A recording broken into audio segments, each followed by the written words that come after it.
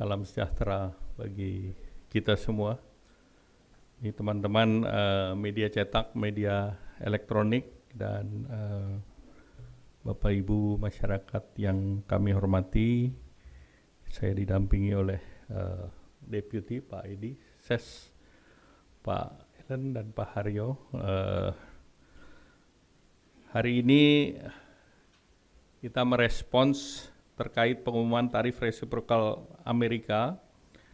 Indonesia ini mendapatkan penurunan tarif salah satu yang paling rendah dibandingkan negara-negara lain yang dianggap mengakibatkan neraca perdagangan Amerika Serikat defisit. Indonesia turun tarifnya dari 32% menjadi 19% atau turun 13 poin, dan ini adalah perundingan langsung Bapak Presiden, Bapak Prabowo Subianto dengan Presiden Amerika Donald Trump. Jadi ini adalah perundingan yang sudah cukup panjang dan diputuskan oleh kedua presiden di 19%. Dibandingkan dengan negara lain, Filipina itu terakhir mengikuti Indonesia diberikan 19%. Namun mereka awalnya adalah 17%, naik 20 dan turun ke 19.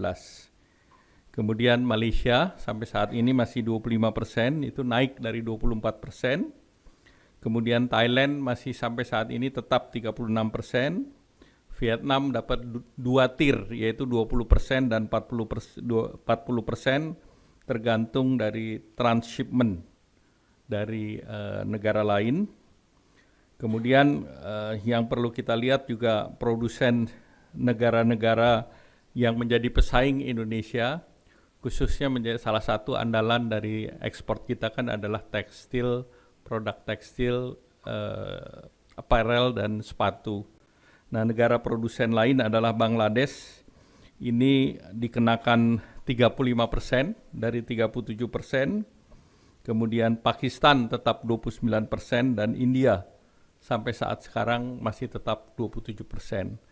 Nah, waktu perundingan tinggal 1 minggu dan Amerika baru hari ini mengumumkan dengan Jepang, di mana Jepang diberikan tarif 15% dan investasi yang dilakukan Jepang di Amerika itu 550 billion. Jadi berbagai kegiatan mulai dari power, energi, kemudian juga pharmaceutical, dan seluruhnya dibiayai oleh pemerintah Jepang. Nah, kemudian terkait dengan joint statement Indonesia dan Amerika Serikat, Amerika Serikat sudah mengumumkan joint statement pada tanggal 22 Juli yang lalu, dan joint statement itu adalah intisari daripada joint statement yang sudah disepakati oleh dua pihak. Secara umum, joint statement menggambarkan kesepakatan yang telah dibahas, dan Amerika Serikat menunjukkan poin-poin penting dan komitmen politik baik Indonesia maupun Amerika yang akan menjadi dasar perjanjian perdagangan nanti. Nah, tentu akan dilanjutkan dengan pembahasan lanjutan yang menyangkut kepentingan kedua negara. Perundingan masih akan terus berlangsung untuk bicara detail teknis, karena masih ada beberapa kepentingan yang dijanjikan dan akan ditindaklanjuti, yaitu terkait dengan beberapa pokok, yaitu Indonesia akan diberikan juga tarif yang lebih rendah 19% untuk beberapa komoditas.